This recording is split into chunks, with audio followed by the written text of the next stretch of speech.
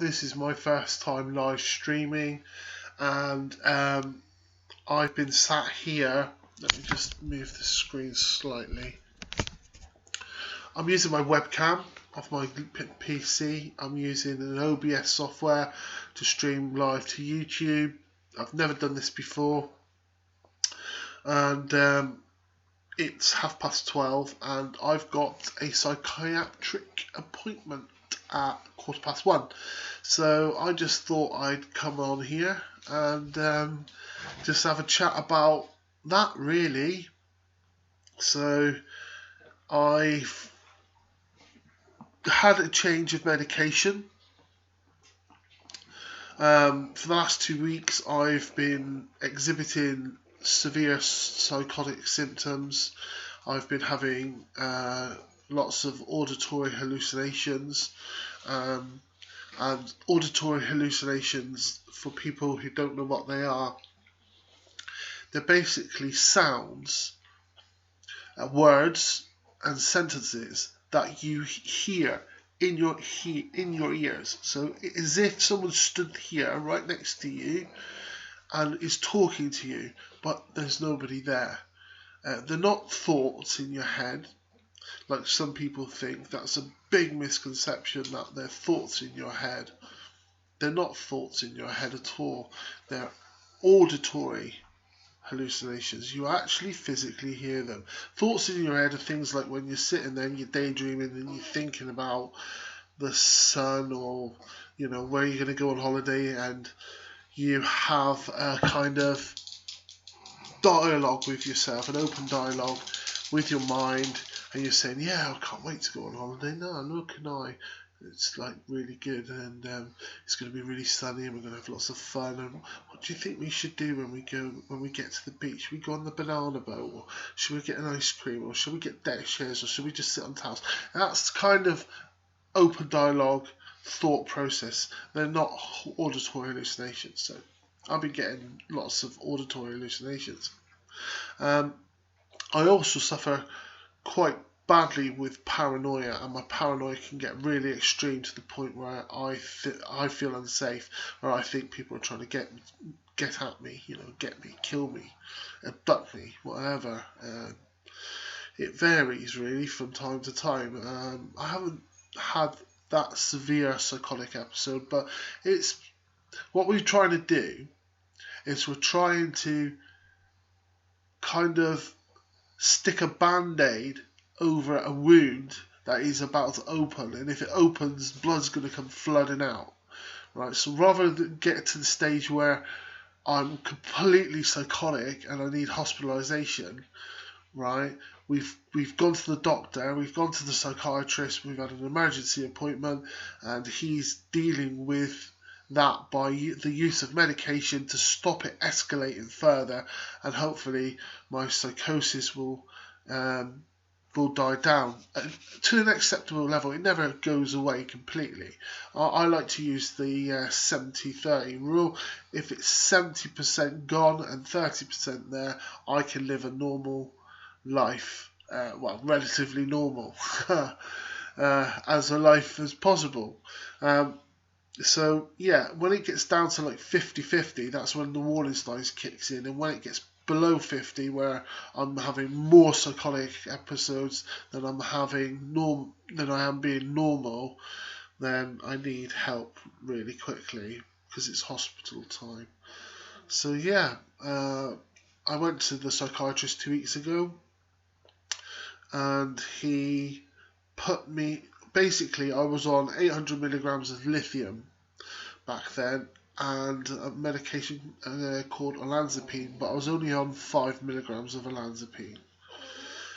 So he's doubled my dose of olanzapine to 10 milligrams. He's put me on 1,000 milligrams of lithium to try and stabilize my mania. That will only lift my therapeutic level slightly, because at 800 milligrams my therapeutic level was 0.46. Anything below 0.4 is deemed untherapeutic, so I was right at the low end. So it's only going to raise it slightly, which has helped with the mania. It has kind of brought me down.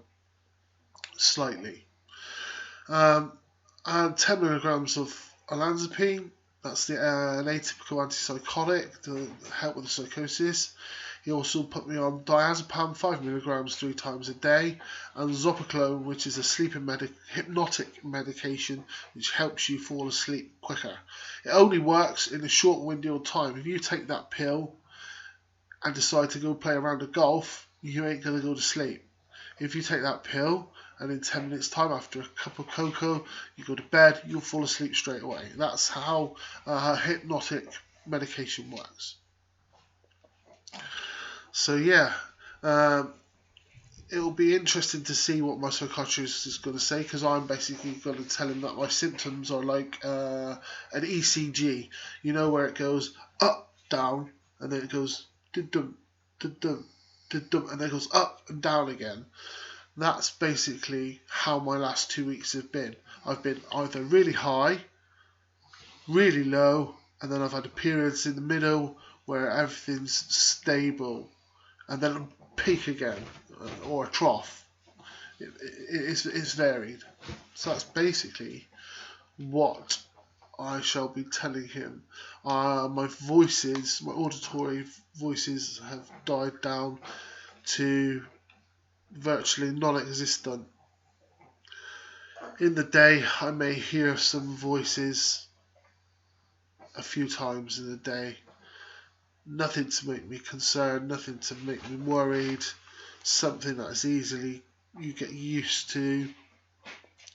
My mood, though, however, it is mixed. It really is up and down. So, I think I don't really want my lithium upped again. It means another blood test, which doesn't bother me. Needles and bloods don't bother me. It's just the process of having to go to your GP, which is a pain in the ass, to get a blood test. Because when you get there and you see the nurse and they say, "Oh, you're having a blood test," and you go, "Yes, for my lithium," they go, "What? Huh? Lithium? No.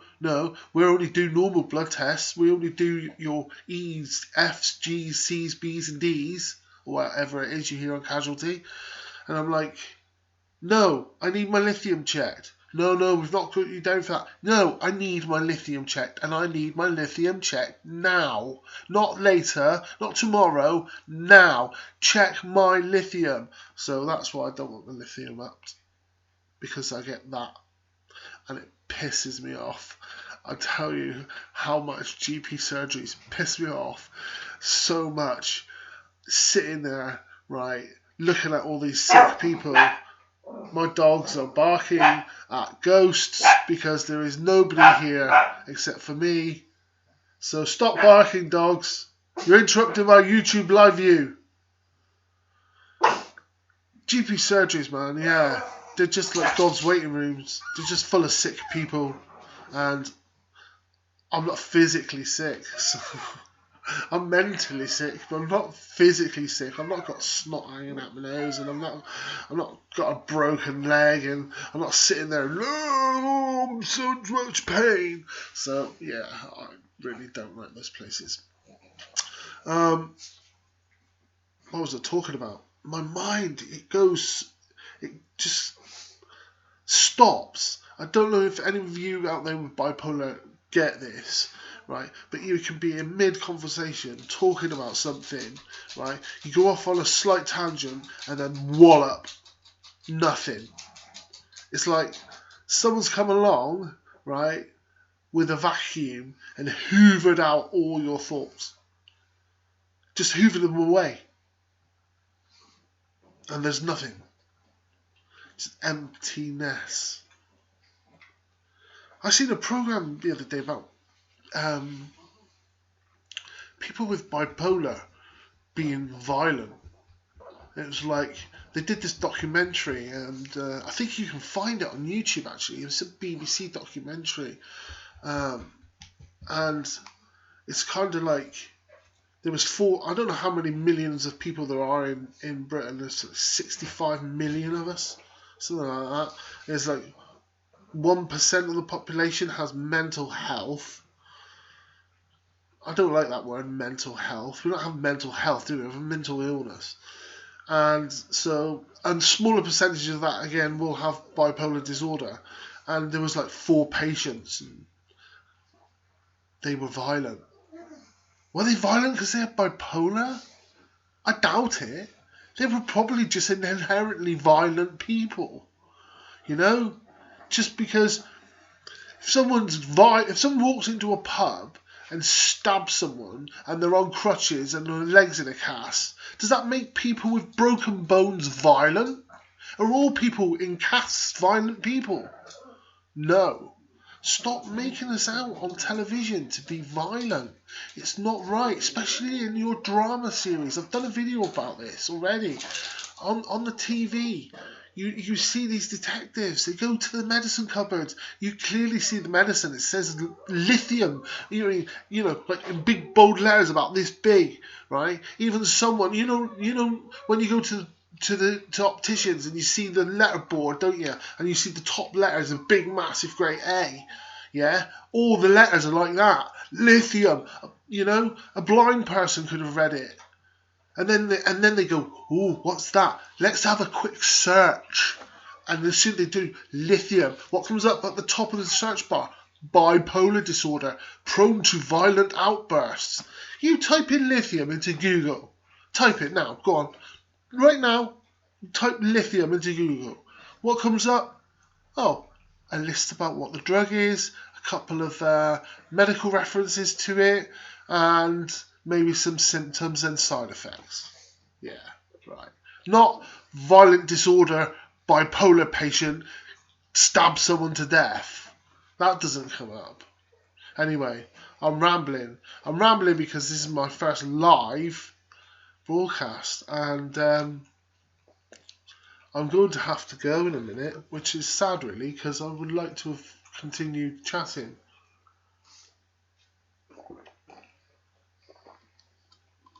And but I've got to go because I've got to go and see a shrink. Lots of people don't like calling them shrinks. My community mental health team hate me calling them shrinks.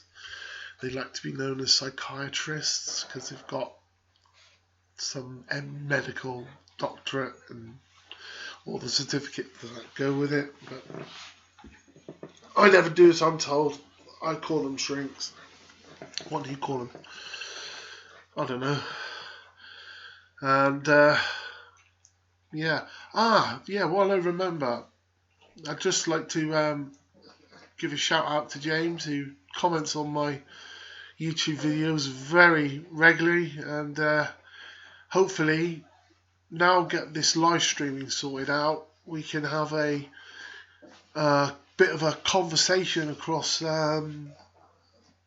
YouTube, and maybe we could do this live and we can have a chat about bipolar disorder, because I know you got your views and I find them quite interesting, and I think that it would be very good and very useful for my subscribers to kind of get an open dialogue. My hair, look at it, I look like Justin Bieber on steroids. It'll give them a good kind of insight into how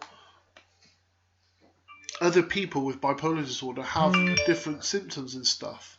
You know, oh, what's this? Google notification, shrink at Wednesday, 12th of October 2016 at 1:15. Thank you very much for that reminder. And just another reminder for me to shut the fuck up and get off here. So, I think I shall call it a day in a second.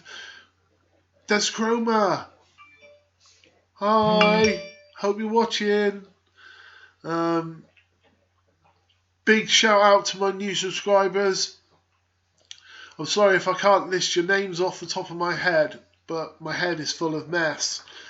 And your names are complicated because they're not normally your names, they're YouTube ID tags, and it all gets a bit confusing when you're trying to remember Viper 16390 and things like that. So just a big shout out to my new subscribers. If you're watching this for the first time, which you probably aren't, you've probably watched one of my other videos, but if you are, please subscribe. I'm trying to raise awareness of bipolar disorder mainly, but mental illness or mental health awareness as a rule.